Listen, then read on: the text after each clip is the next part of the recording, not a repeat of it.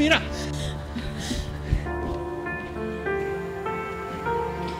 Ano nangyayari dito? Narinig ko kayo nagsisigawan. Wala. Ba't ka ba nandito? Di ba day off mo?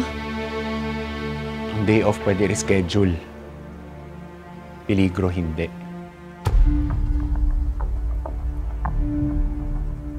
Pinapalabas mo ba na ako ang banta sa buhay ni Amira?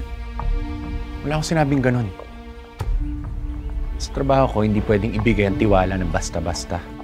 Kailangan alisto ako. Kasi maraming ahas at manduloko na kahit saan nakakapagtago. Kailangan kong protektahan si Amira laban sa kanila.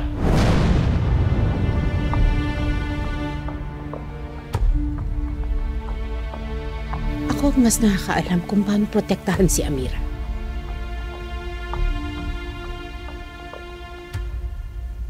Baka nakakalimutan mo. Ako ang nagligtas sa kanya kay Santi.